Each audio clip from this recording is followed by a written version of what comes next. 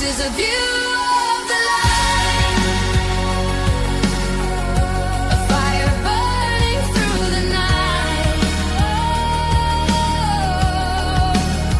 We rise, we shine, we take the fight.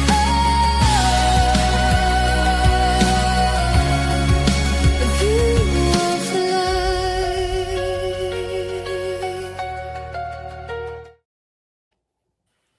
Hey everybody, I'm so excited for today. Welcome, come on in, look at us. We have so many beautiful souls here, and we welcome all of you beautiful souls to come in and enjoy us today. I just put out the sage. I was doing the sage as we were on the other side, listening to that beautiful song that I love.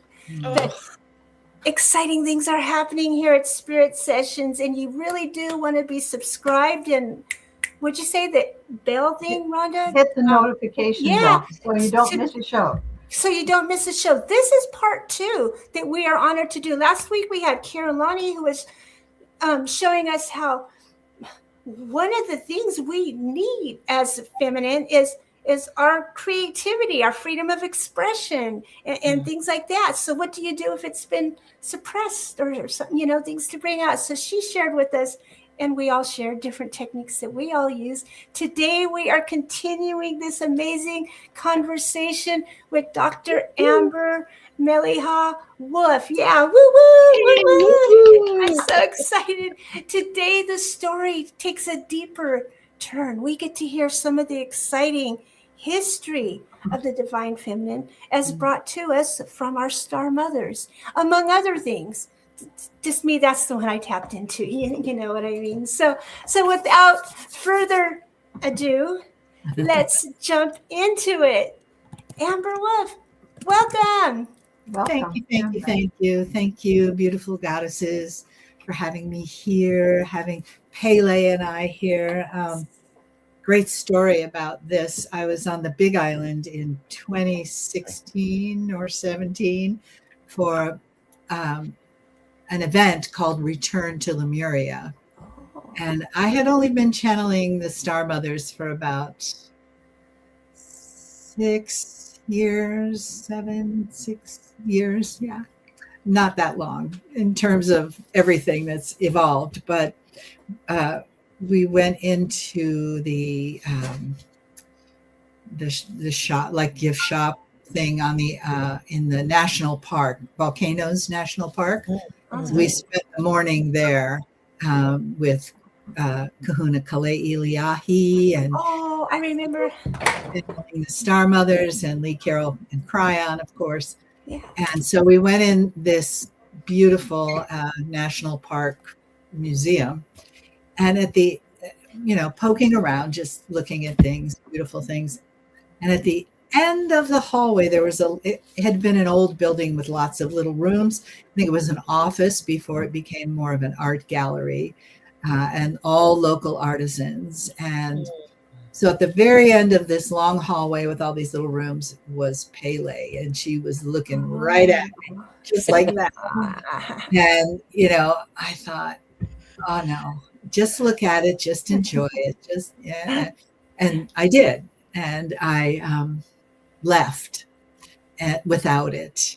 And I got home and she was haunting me. And so I followed the place in Hawaii. I came all the way back to Arizona and had to have it shipped. I had to have her shipped because nice. She belongs with me. Yeah, she's really part of the whole natural. I mean, lava is what created Hawaii. So her whole vibration of that, she works very closely with the Star Mothers and, of course, all the creatures of the ocean and the land and the sky. So I feel blessed to have this reminder all the time. So the Pleiadian Star Mothers who got me into a place in myself where I could remember my lifetime in Lemuria. Oh, neat. And that was really what started. I didn't start channeling them. I was hearing them, and they were directing me, and what should I do next, and all these different things. And it was always, they once they were in, they were there all the time. But it was the story behind the reason that they came to the earth 200,000 years ago. That is where the real energy started to show up for me, because the story, um, it's interesting when you look at history that old, um, and compare it to history of this country, not very old.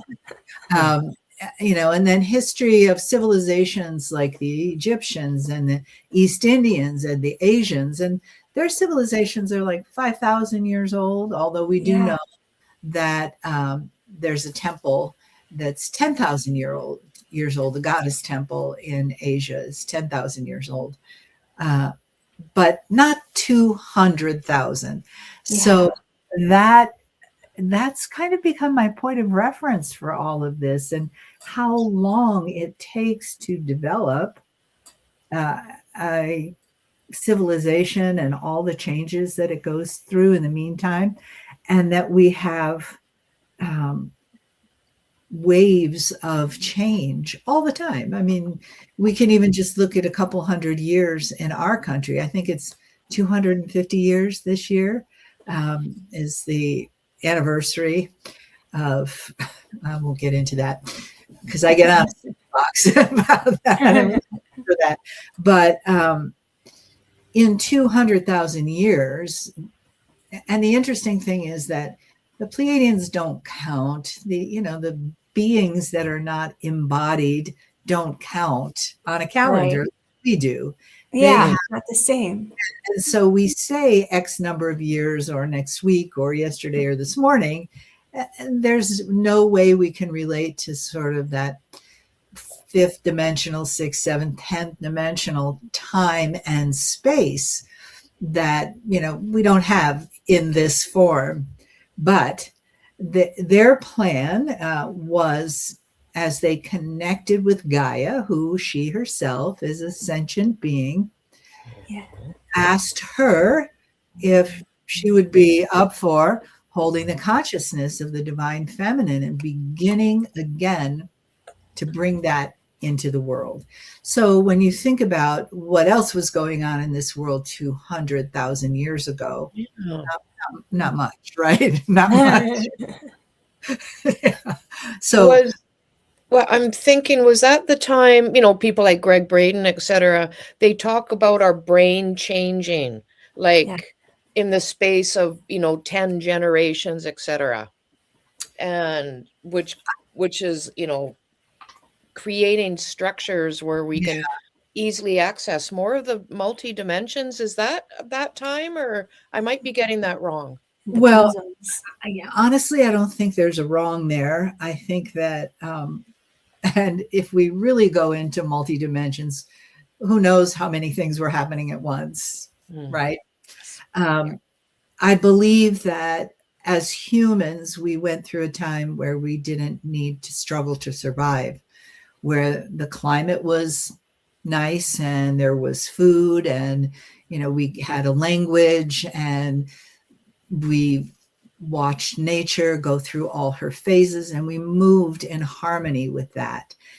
And once, I'm throwing this out there, once we didn't have to struggle to survive and use our mammalian brain, we were able to develop our frontal lobe more, so that, we could do things like write. We didn't probably write we made pictographs, but we didn't need a book or a piece of paper or send a letter.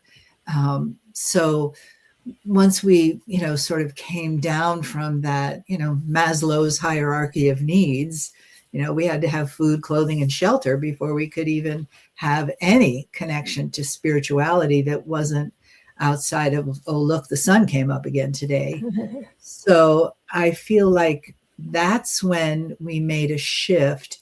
And, we started to, if we go from 200,000 years and what it would take to energetically shift the consciousness of the planet. How long does that take? We don't know. We have no idea. But the Star Mothers planted 12 energetic nodes around the planet, all in pretty much mountain peaks, Right. so that when it was time for this wave of consciousness to happen, we would be unlocking those treasures, troves of energy. But in the meantime, when the Star Mothers came to Lemuria and started to teach the people who were there, I mean, the people that were there already had a working civilization. I mean, the Star Mothers wouldn't have come to people in caves who were grunting and Right. just maybe had fire, maybe not. Okay. The civilization of Lemuria, they had, they were raising, they knew how to farm, they knew they had fish, they, built structures, they had herbs and teachers and healers, and they had that already. And they had a pretty balanced society. But what the Star Mothers brought was the consciousness of what happens when you bring divinity, when you throw this into the mix. The Right. DNA of a Pleiadian Star Mother, who is formless anyway, and comes into some kind of human form to create something that can be an egg that can be fertilized by a human Lemurian. And the baby that is born of that is what? 50-50, right? A divine human. So the first divine humans were born. And I'm not saying this because I'm a woman, but it makes sense to me. I'm very practical that way, that if it were the Star Mothers who came and not the Star Fathers, we couldn't have gestated, right? It would have been Star Fathers impregnating humans. Oh, yeah. So Right. it would have been that way. But Yeah. so there was this choice to have it be Star Mothers to help anchor what is divine consciousness. It's inherently feminine. It's inherently feminine. Right. And, I'm sure there are some people who would disagree with that, and that's absolutely their right. But if I look at the difference between the masculine and the feminine, and really it's not that I don't like or men or have them in my life, or I was married, I have a male child. So it's not that at all. But when you look at who the feminine is and what she does, it makes sense that divinity would spring from her, that she Right. is able to create another human being inside her body and feed that human being until it's, old enough to have teeth and chew food on its own. Yeah. And it's not just that, it's that we think in circles. We think in how the community is affected. We gather people to us. We gather the stars to us. We gather the significance of nature. That's just who we are. We're nesty. And so we gather things, whether or not you've had a child or ever wanted to have a child. If you came in with a woman's body, you're going to want that. And that for me was what began the sort of arc of creation of the divine feminine, was the Pleiadian Star Mothers. Now they gestated, this had to take time. If you do the math, there were 7 of them. Did they all get pregnant at once? Let's say they all got pregnant at once and they all gestated for 9 months and they had 7 females. Like, let's just go to that extreme. Okay. So those 7 female children had to grow up, right? Yeah. And be able to have a child. And the Star Mothers could have another bunch by then. Yeah. But the new ones had to get to be at least 13, 14, something like that, I would hope. but that's my I'm putting my feelings into it. But so if that was really how it happened, in a real basic biological way, it would take a long time to create this civilization of divine humans, right? Right. Yeah. Generations, like 100 years at least, I think. Just doing the math, like I said. So, okay, so 100 years out of 200,000, that's not a lot. Okay. So so from there, say we have 50 women who are able to give birth, and that keeps It's going. speeding up now. Yeah, it starts to go faster, but then what are we going to do with them? Because here's something or someone that's never been on the planet before. How are they going to cope with this new internal machine that they have? So we start teaching in a way that we've never taught. And what the Star Mothers gave us back in 2017, at the time of this picture, was the Lemurian teaching wheel. And it was when that's right. Calais and Lee and I were sitting on the stage and he says, Cryon said, it was because of these two women on either side of me that I'm able to bring this information through. Yeah. So in that 5-spoked wheel with the rim and a hub came all the teachings for the children that had been born of both genders up until age 12. And then the wheel was turned and it became the adult wheel. And then when they were finished with that side, then, and this was not until 2019, Cryon channeled for me. Lee said that the Star Mothers told Cryon to tell me. So it wasn't, they never spoke directly to Lee, but the Star Mothers told Cryon to tell Lee to tell me that it was time for a wheel just for the women. And that became the shamanic teaching wheel. And again, it was the same 5 spokes, rim, and a hub, and each one having each spoke had a specific meaning, and that was given by Cryon. And then the wheel turned over once we finished the first side. And it was a whole year of teaching. And it was the same for the Lemurian teaching wheel. And it wasn't until that was finished, the Lemurian teaching wheel, that the shamanic teaching wheel came through. It might have been even a year or two after. So they have a plan. They have a plan that we don't know about ahead of time. And we just, okay, it's time for this. Okay, it's time for this. It's still unfolding. Yeah. I love it. It's beautiful to know that we're so taken care of that way. I mean, if someone said, okay, the Star Mothers came here the Pleiadians came here 200,000 years ago to shift the consciousness of humanity. Okay, well, great. Then what? What? Okay, do we just, ohm until it happens or what? So they gave us these real grounded teaching methods. And I keep, and of course Cryon keeps, and so many other teachers keep teaching how to continue to up level this human so that we get the other half. We have it. We all carry that.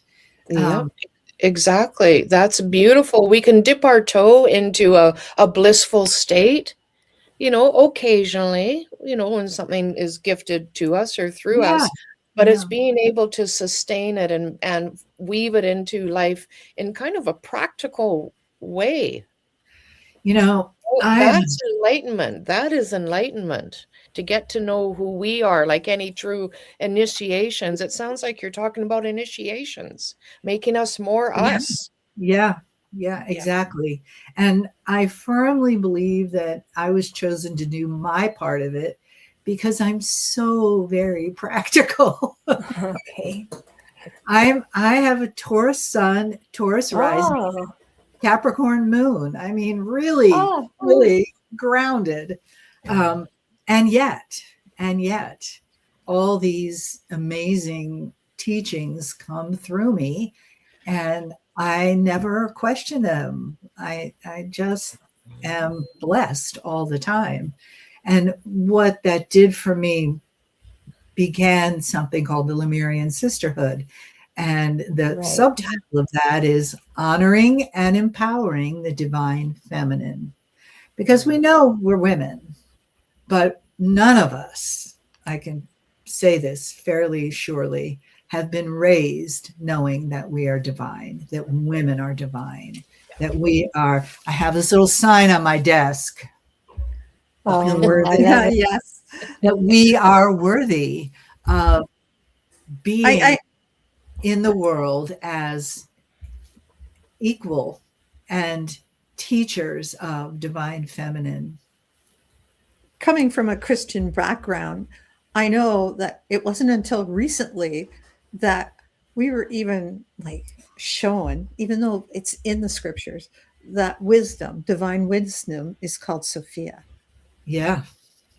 And it's named, and they're going, like, you guys never said that before. You never taught that before. You never brought it forward. That we always thought of Father, Son, like and Holy we won't Spirit. Notice, right? Yeah. Like, okay, Father, Son, and Holy Spirit, but where's the feminine? Oh, spirit or divine wisdom is female. And that's a big part of what is supposed to inspire us and carry us and do is that divine feminine. I totally agree. And I was raised in the Catholic Church. And so, the best you could hope for was being a nun or emulating, the nun's life where you were devoted to Jesus, where you were a bride of Christ. That was the best. But isn't it interesting that in my lifetime, Mary Magdalene, who was the prostitute, is now a saint. Mm-hmm. So there's something to be said for that, and how the truth, you cannot hide it forever. It just can't happen. I love that. Yeah. Mm-hmm. And to make it personal, like the path of the mystic, to feel it, sense it ourselves. And I just got to share, I watched recently one of your recent YouTubes about the spring equinox. It was relatively short, like 8 minutes or so. And a few minutes in, you said, okay, well, let's invite in the Lemurian sisterhood, and or some words like that. And immediately this wave came through. Like you mentioned it very subtly and softly, and I was just bathing, enveloped in this beautiful sense of the divine feminine. Oh, angel bumps, just that beautiful divine feminine, like worthy, precious, sacred, yes. And I felt like I was being held by all of the grandmothers throughout all time. Oh, wow. That really, I get a little, I get excited, a little nervous when I do these things. I notice I get a knot in my belly, but as you're saying that, I just felt it. Oh, so thank you for that. And I don't know if any of our other attendees or anybody here has experienced that. If not, please go to Amber's YouTube and watch that one about the spring equinox recalibration. I think you were calling it something like that. Something like that. Yeah, it's Lemurian Sisterhood Global is the name of the channel. That's right. Lemurian Sisterhood Global. That's right. Yeah. Yes. Oh, it was a gift. It was a gift. Well, thank you so much. I always have a script for those kinds of things, no matter how long or short they are. And I probably do about 10% of it. And the rest comes as it's supposed to. And I trust that. But the practical part of me wants the script in front of me with the bullet points. And then I'm not even looking at it. So whatever it takes. So for this event, I have 3 questions, and I was going to start to ask you the 3 questions, and then we can move on from there or something. But this has spawned some beautiful, heartwarming conversations when I ask them. So it's kind of exciting. So the first question, when you, Amber, think of unleashing the voice of the divine feminine, what comes up for you, and how has this shaped your work? And I know it has everything to do with your work. And so I'm excited to see what comes through for 2026 right now. Well, as a bull, as a double bull, it's my nature to just charge in. But I also understand, and I can be very bull in the china closet. That's a great example of me. But I have learned that that's a good way to make people run away, just like you would if you were charging a bull charging in a field. So I have the word unleash is not one that I would use because it indicates something that's going to be a rush and happen all at once. Okay. And I really don't think it can be like that.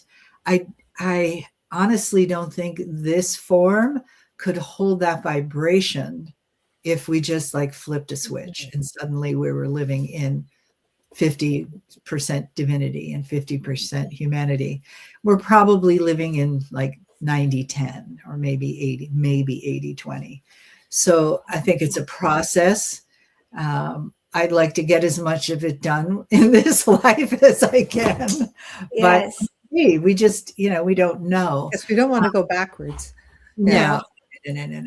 No, that's, interesting that quite a while ago, Cryon did say that once you become conscious of yourself and your consciousness, you start over with that. You don't start over from zero like we sort of did in this life. You start over with the knowing that you left with. Right. And I said, I'm doing that.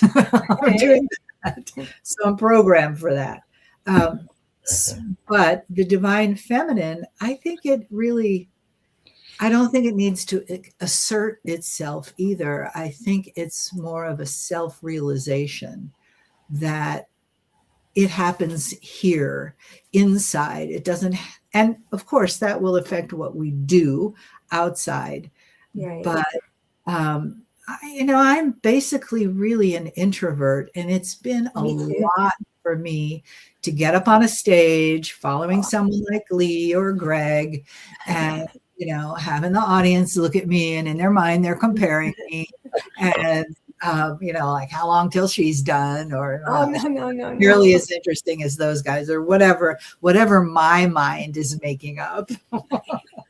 And I really believe that our biggest asset is ourselves, is learning to hold ourselves in as we would our really good friends.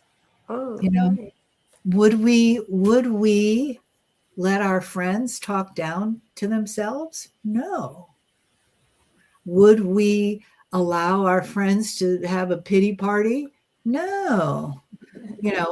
I have been in the position where I've felt bad about something, and a good friend of mine said to me, if you were your own patient, what would you advise right now? And that was, oh God, no, not that. But it takes you out of that connection to your old patterns and your programming and all the subliminal negative emotions about who you are and what you're capable of and what the world thinks about you. And I love that someone said, we're always thinking about what other people are thinking about us, but really they're thinking about themselves. They're not thinking about us. Absolutely. It's so much freedom once you realize that, right? And that's a huge control. That's one of the ways we're going to be controlled. Is my mother used to say that all the time. Oh, what will people think? And so who cares? They don't think about us at all. No, they don't. They could give it. It's Whatever. like a Venn diagram, right? They only think of us about us when we kind of pass in that little tiny spot. In that moment, but they don't go home and think about us or call somebody up and I'm talk thinking about about Mele'ha. Yeah, why don't you? Yeah. Yeah. I remember I heard once, whatever anyone has to say about you is none of your business. It's none of your. I like that. Yeah. Remember? So as I grew with this work and did other things, like the Lemurian codes cards that I created. Oh yeah, I love creating those. the Lemurian sisterhood and all of those things. I was very conscious of what people thought by judging by their response to my work. Did people buy cards? Did they sign up for events? Did they go to YouTube? We have all those metrics that tell us whether or not we're okay and how we can adjust to be okay for the audience. But what I realized was that I was playing small with that. And it's definitely, I really don't want to go around pissing people off. I mean, I don't. And I don't want to, and I know I get comments sometimes that say I'm from the devil or, no. Yeah. Oh yeah. Well, far few, I mean, like 1 in 100. So, but those people are out there without their life and they do that. Right. But the longer I've done this, the less and less I care about that. I do care about people having useful tools that will enhance their life and their growth. They may not get them through me. And many times, like I've interviewed Lee and Greg and Bruce and Dr. Todd and, all these people that I've hosted and produced and, the heart math people, all those, the neurographic people, because they have useful tools. It's not just me. And I'm not the only one. There are so many. And what I like to do is use what I know about energy and healing and consciousness to help people forward in their journey. And if I hold back myself, it's not really that helpful. No. And it's great to be a catalyst, right? That's the best. That's the best gift. I want to see that on my tombstone. She was a catalyst. You didn't do it yourself, but you helped move that energy forward so they can and maybe themselves. That's what we're all here to do, is to be I believe so. Even if we were not being teachers and we're just working on we're working on our own path and our own consciousness, we are catalyzing a wave of consciousness. And that is just as important as anything. Yeah, I think so. So did I answer that question enough? Yeah, you did. And I think it may be fine for the second question too, which is what's awakening in the divine feminine in 2026? And I think that's the inner work you're talking about, recognizing ourselves. Yeah. I think it feels to me like it's always good to have mirrors. And not the kind that you look at yourself in, but the kind that you feel yourself in. And those are the people around me. Who do I attract? What do people feed back to me about how their path is going? And look at the state of the world. Of course, a lot of it catalyzed by this country, as always. And I can't go there. I cannot go there. I have to hold a consciousness for the highest and most benevolent good and peace on the planet and love for the planet, period. And then my work is my work, and I have to work on me. And I see that there really needs to be more community, Right. Mother Teresa once said, back in the 80s, maybe, they invited her to some kind of anti-bomb, anti-war, anti-whatever rally. And she said, I will never protest against war, but if you invite me to a protest for peace, I'll be there. So I think that really is the way that we'll be able to change ourselves. I mean, when we worry about what's going on out there, look what happens to our physiology. We tank. Yes. Cortisol level goes down. We do, we doom scroll. We do all this stuff that I don't want to know, because it makes us sick, literally sick. So our job, should we decide to take it, should we care to step up, is to find that place of peace within us and keep going back there. Today will be my peaceful day. Every day. This will be my peaceful moment, my peaceful hour, and it may shift as soon as you get in traffic, or it may shift as soon as, you can't get your camera to work, or whatever it is. Yeah. But it really isn't going anywhere, and we can always come back to it. No matter where we are, who we're with, what we're doing, we can always come back to it.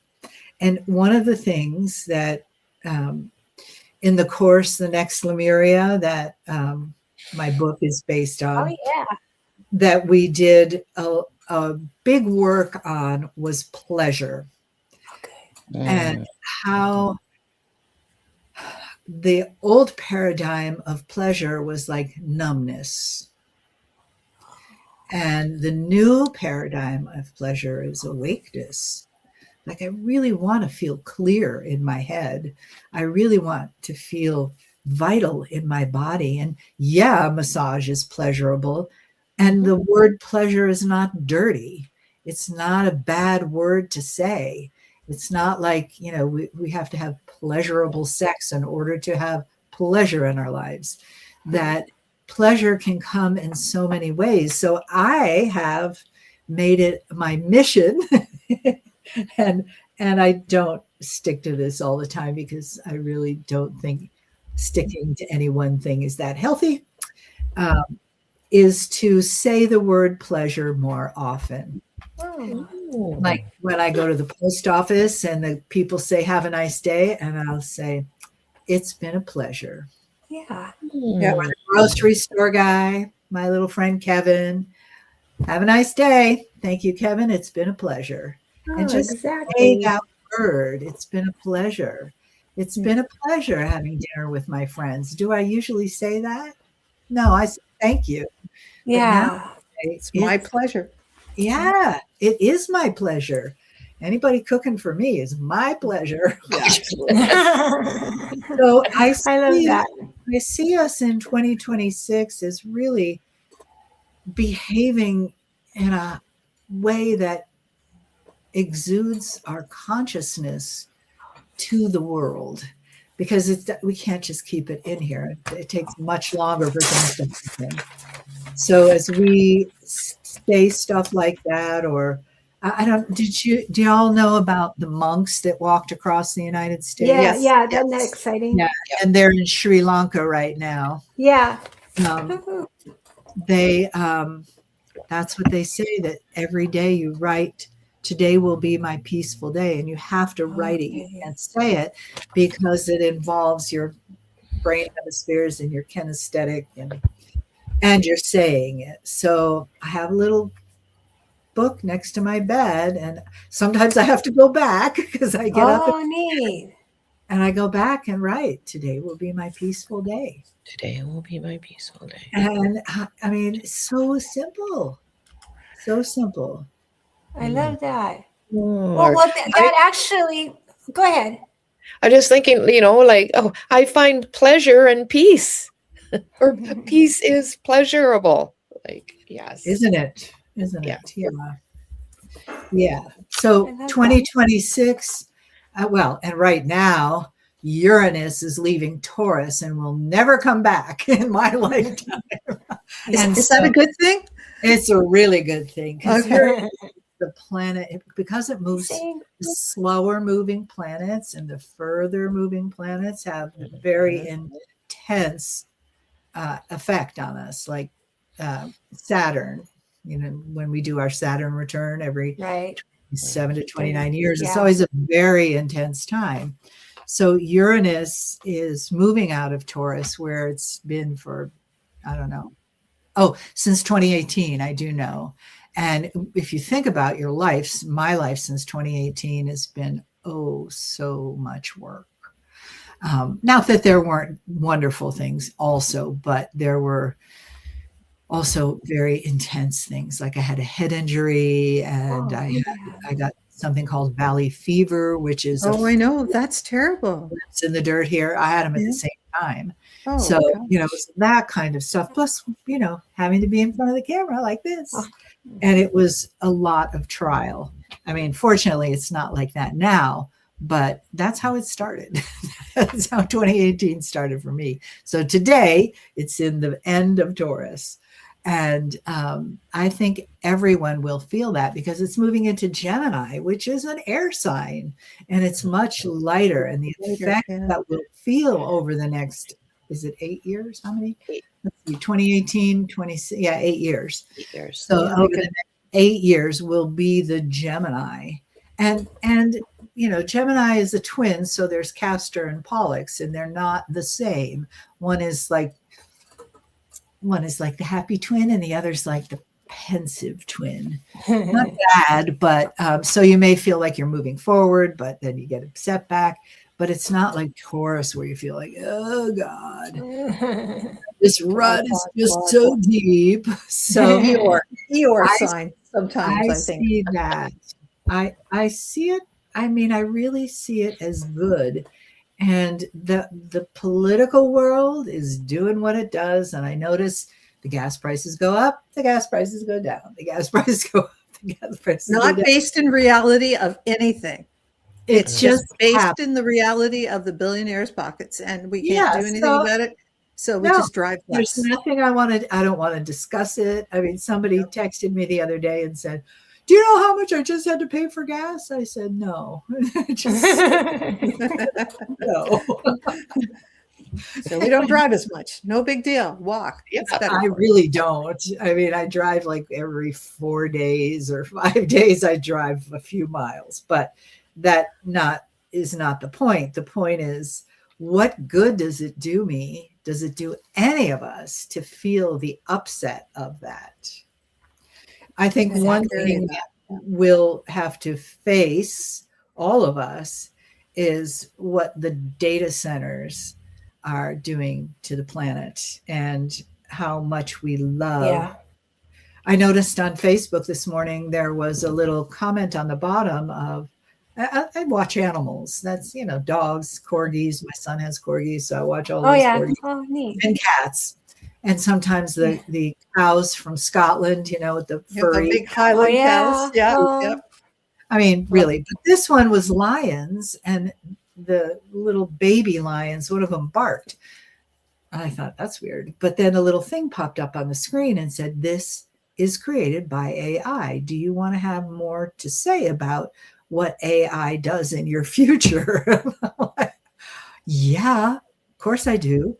But the data centers that are processing even what we're doing right now, or even using your cell phone, I mean, we're going to have them. My question is, don't say put them someplace else. How can we do it better? Because they're just building them. People with a lot of money just build them as a way to make more money. But they're not taking into account, I mean, they want to build them here in the desert. We have so little water as it is, plus heat. They generate an enormous amount of heat. So it's not good. And, if there's a voting thing or anything like that, I vote against it. I just vote for cleaner. Just cleaner. Do it smarter. You just sent somebody around the planet in a big expensive rocket. Hey, the data center's right here doing one thing. Can't we make that better? And I can see that that's going to have to happen. And Yes. I look forward to that happening.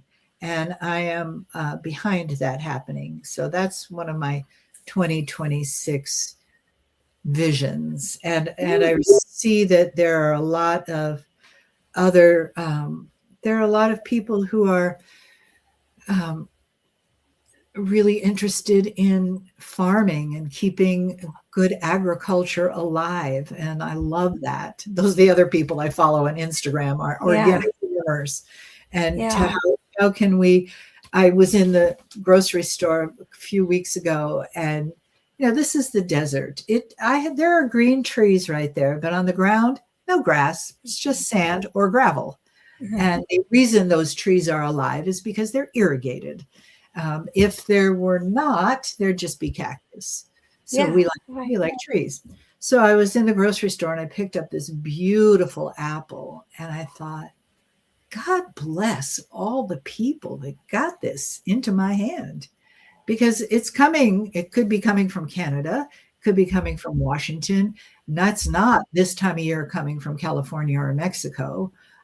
So we take all this so for granted that, when I walk in that store and I see what my choices are, I'm just like, wow. Yeah. So the amount of like science that went in behind storing them so you could have them. Like, and it's quite a process. Like, we still get fresh fruit from Ontario at this time of year, but it's the process that they have to be in. Yeah. And when I lived in Alaska, I lived in the bush, and we would go into town rarely. And there was one little tiny grocery store, half the size of my office. Wow. And we'd see the apples, and this is in the 70s, and we'd see this tiny little apple, kind of squishy, 50 cents, which seemed like $10 then. And we'd buy it, we'd each buy one, and that would be our big treat. That had to be brought in from storage somewhere by airplane, right? By airplane. So, I mean, that's another thing that I do when I look at things in the store. I think about my carbon footprint all the time. Yeah. And I think we need to do that. More of us need to do that. I mean, in Colorado, one winter when I was there were red peppers, and it was snowing outside, and I'm looking at these red peppers, and I'm like, whoa. And I picked it up, and it said product of Peru. Okay, so I'm thousands of miles, air miles from Peru, and here is this perfect pepper. How did that happen? It's organic too. So it's not like it's sprayed with a lot of I'll never change chemicals, but the footprint to get it there, I can't be a part of that. I can't. Well, I learn more about that stuff every day. And another thing that I'm really excited to see happening for 2026 is upcycling. Oh my God, I love it. There's young people are, getting all this fast fashion and creating real things with it that can be used, and they're nice things. They're designer. They're using their creativity to hopefully, and countries like Canada, no more, not Canada, sorry, France, no more fast fashion, no more. They will not even import it. Yeah. So which I think we should do too, but yeah. Yeah. We need more of that. And we need more people not going in those stores. Don't buy it if it says it comes from China and it's going to be thrown away. And, there's a great Facebook page called Non-Consumers. And I love going on there. And, one of my pet peeves is that we have so much throwaway plastic. We cannot recycle all this plastic. And there are stores like my friendly neighborhood organic grocery store that don't carry bags anymore. If you don't bring your own bag, we don't have any bags in Ontario anymore. You can buy a bag there. You can buy one of their, tough, hard plastic bags, or you can take home a box, or you can bring your own bags. However, the cheese is packed in plastic. The nuts are packed in plastic. The granola is packed in plastic. The meat is packed. The yogurt it's all in plastic. So even though when I get home, I take it all out, and I've thrifted a lot of nice glass containers at Goodwill. People, I don't know why, but they're there in this particular one. But still, then I have this mountain of what do I do with it, plastic, because it cannot be recycled. And I'm so sorry, Mother, that I have to put this back into you. So Yeah. I'm hoping, I mean, that people keep seeing ways around that. And, you know, I mean, yes, I bring my reused 100 times Ziploc bags to the grocery store, but I've lived here for 8 years and I've never bought a Ziploc bag. Oh, neat. Yeah. I just don't need them or use them or want them. And I don't use grocery trash can liners. Here, we cannot do that because the ground temperature is so hot all the time that as soon as you put something wet in a trash can, it starts fermenting. Wow. It doesn't matter that your air conditioning is set at 75 or whatever it is, the ground temperature, the water comes out of the faucet warm. Yeah. So we separate, we put all the dry stuff in a paper big grocery bag, and all the wet stuff goes in the freezer, like eggshells and peels and stuff. And when you're ready to take the paper bag out, when it's full, you dump the frozen stuff in there, take it outside. So I have not bought a plastic garbage bag since I've lived here either. I know not everybody can do that, but but we can all do something, you know. We can all do something. We can stop. And somebody on the non-consumer website Facebook page was saying, I bring my own to-go containers when I go to eat out because I'm always going to have food left over. And I laughed. I said, I do the same thing. Oh, that's such a good idea. Yeah. I need a bigger purse, but I don't care. I'll use a bigger purse because there it is. Yeah. So I see by necessity that has to happen, all of these things in 2026. Awesome. Because as they say, there is no planet B. Yeah. Okay. There's no, I love that. There's no planet B. I don't care how many, I mean, what honestly would it take to live on another planet with no oxygen and no water and no food? I mean, we can't do that. Maybe a dozen very wealthy people could do it. Maybe that's a good place for them after all. But what they leave behind is their mess. I always take solace in the fact that during COVID, how when people stopped going out and doing stuff, that how quickly Mother Nature bounced back. Yeah, that was thinking, so cool. Yes. At the demise of us, nature is going to bounce back. We're not going to totally destroy nature. No. It'll bounce back. We may be destroyed, but nature will bounce back. So I'm always take solace in that. Do you remember that little animated movie, WALL-E? Yes. Where they had to circle the planet because they trashed it. But then there was this one little green thing. Oh. Yes, I'm sure. But I would rather contribute to it bouncing back. Yes, absolutely now. Then it's destruction. So, So and we can always do one thing or one thing. Yeah. And I think this, you know, in the year of the fire horse, which I think was something, I said this on a different YouTube. I did a YouTube for the year of the fire horse. And a lot of the images I was seeing was a horse galloping across a burning, you know, desert plain or whatever. You know, this is the image of the fire horse. And I thought, I don't think so. My image is, here's the horse. I've been riding. I'm going to camp for the night. I stop at a stream, make a little fire to cook food. You know, like, let's have it be, let's bring it from that full on crazy to, how about this? How about, yes, we need some fire. Yeah, we need some beautiful. But let's have it be in a more gentle way. Yeah, we clear gently. Yeah, clearing out the crap gently. Yeah. So we've learned a lot of tips here that are really cool, which brings us to the next question, of course. Okay. So I wrote some of them down, upcycling and because of creativity and thinking of our carbon blueprint. And I've written some down. But what is one practice or perspective that you can recommend to help people embody their voice of the divine feminine in everyday life this year? Which, like I said, see a lot of those tips that we were talking about. I think, oh, wow, how each question fits into the next. I love it. Mhm. So embodying their voice of the divine feminine.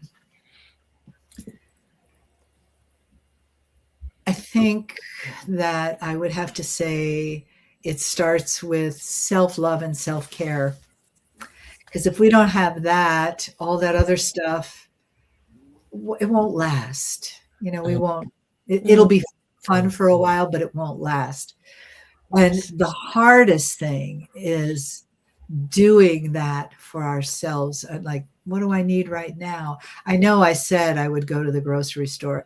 And I have to say, this is one gift of having a head injury and being so sick, is you really learn to prioritize what absolutely has to happen. Oh, yes. And in that case, you learn a lot. I mean, I'm not having it with the cosmic 2x4 anymore. Thank you very much. But I now do that. Like, my friend invited me to California. Lee and Monica invited me to California to spend my birthday with them for a week. And I would love to do that. I would love to do that. But I can't. And as much, and I know I had all this struggle. And this morning I woke up and I was like, no, I need to not do that for me. And that's a better birthday gift. Taking care of When me. is your birthday? It's coming up, right? Yeah, May 16th. On that crazy new moon we have this big. Sweet. We have some crazy new moon. Well, it'll be Scorpio because we're in Taurus. So it'll be a Scorpio new moon. Yeah. Wait, now. It will be the Scorpio full. Well, we have two. There's a full moon. There's a Scorpio full moon coming up. And then there's a Taurus new moon. Okay, so we have Sun and Moon in Taurus. Wow. I'm just thinking, anyway, that's when my birthday is. And so self-love and self-care will make all the difference, because unfortunately, maybe, let's see, March 3rd, a partial lunar eclipse, August 28th. Oh, no, that's key moon events. Sorry, that's not that helpful. August, May 31st is the full blue moon. Yeah. So the 1st of May and the 31st of May. But that's just the calendar. I forget what I was saying. Help me, girls. You were reminding us how important it is about self-love, self-care, foundation, everything sustainable. Because nobody else will, I mean, not ever do it for us. You know, sometimes somebody will cook you dinner, or sometimes somebody will give you a gift of massage, maybe, or something like that. But every day, it's down to you to love yourself enough. You're worthy enough to deserve self-love and self-care. Full stop. I mean, everything comes from there. And self-love may not look like fun sometimes. It may look like you're juicing today, or it may look like you're going to go for a big walk instead of a little walk, or you're going to take a nap. Yes, that's my favorite. So, there's, for me, it changes every day. Yesterday, I was sure I was going to go swimming, but I didn't. In the morning, that was my intention. As the day went on, different things happened. And by the time it came to be swimming time, I was like, no, not feeling it. So you have to do that loving kindness meditation for yourself. Yeah. Right? Yeah. May it be filled with loving kindness. Yeah. Be held and that's part of that, my peaceful day is loving kindness, compassion, self-compassion. I mean, and all that changes our self-awareness. And that word self-full and selfish, I mean, don't be selfish. Share it with your brother, your sister, your cousins, your people that are starving in India. I think it was China when I was growing up. Eat everything. There's people starving in China. Don't be selfish. Yeah. And how that was another program that we're getting out of, fortunately, because we cannot serve from an empty well. We just can't. So filling your well every day, however you need to. Fill it first. Yeah. Don't leave it to the last of the day. Start off No. first. No, So because then you don't get a good night's sleep, and you're worried that you didn't do it. And it's just a terrible domino effect of how it, yeah. And if you get into the conversation of, oh, I didn't, and I meant to, and I wanted to, all of that, and then you start self-blame and shame and guilt, that's worse than just don't do it. Definitely. Just don't do That's it. self-loathing. No good. Do it tomorrow or not, but you don't beat yourself up for what you didn't do today. Who's got energy for that anyway, right? No, but it's a program, and it's a real easy program to fall into because that's what we were taught. It was taught to our parents. Otherwise, they wouldn't have taught it to us. They weren't geniuses in teaching stuff. They just did what was taught to them. I can remember my grandmother she was born in 1899. So this is how far back this goes. Oh, neat. She said to me, I asked her something about why she did something in the house the way that she did. And she said, because that's the way Grandpa wants it. And I always want to make him happy first. Oh. So that was my programming. You always make him happy first. And I mean, there is definitely something joyful in caring for others. Absolutely. And we all do it. And if it becomes something that you have to do, it starts taking away from you. I mean, if you have a child and you have to take care of them, although some parents don't. Some parents pass that responsibility on to the state or to another adult or out in the street. And that is heartbreaking. But when you know that you have a responsibility, show up. And this is where that starts. And I think as I'm saying this, what feels right for me is that when we learned to take care of others first, we stopped taking care of ourselves. So what are we going to do about that? There won't be an us to take care of others. So self-love, self-care, self-compassion, fill your well, dance in the street, take off your bra, put your feet up, take a nap, whatever it is. Yeah. I love it. So this has been wonderful today, and I appreciate all the insight because it feels so warm and loving. Oh, almost Teresa Clan was saying something about that earlier, and I don't remember it right now, but the way it lands. Oh yeah, like grandmother energy, even like that's what it was. There's this beautiful energy where we've landed here. And when I do this divine feminine thing every year, this is what I'm looking for, this beautiful ambience that we have when we just return to ourselves for a few minutes and get that insight.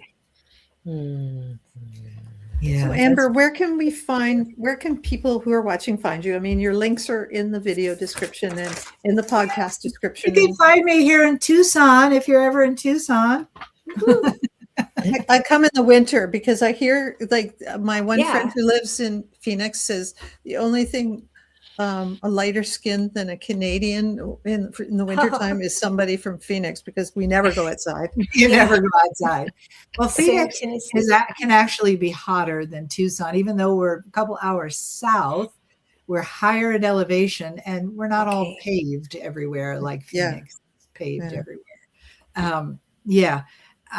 Summer here is not that great. I am taking a trip of goddesses. We just have 5 women from Taiwan sign up to go to Mount Shasta with me. Okay.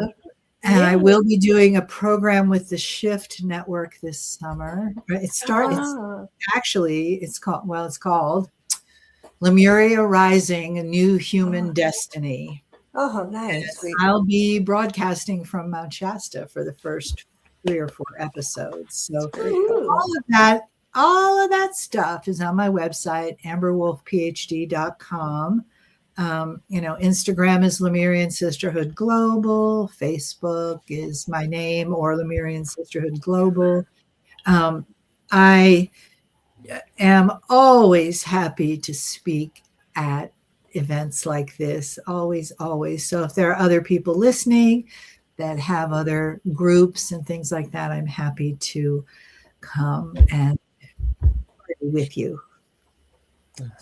So great. Thank you so much. Wonderful. Thank you for having me. It's my favorite subject. I It love brings that. us all great pleasure to have you here. Thank you. Thank you. And I look forward to next time, whenever that is. Oh yeah, it'll be fun. Yeah. Let's So do it again. next week on Spirit Sessions, we're taking not really a break, but a pause. We will be celebrating Taurus season, and we'll be pulling cards for all the Taurus friends, and then of course for all the collectives. So because we don't want to miss out, But we're going to pull another round of cards with a message directly from the Divine Feminine. And so that is going to be so much fun. And then I want to, again, remind everybody at the end of this whole series on May 17th, there's a beautiful meeting place. It's in a grove of pillars and It's beautiful. and those olive trees right there. And you're overlooking the Mediterranean Sea. And what is this place? This is the Temple of Her Voice. And we're going to meet after Spirit Sessions and go there.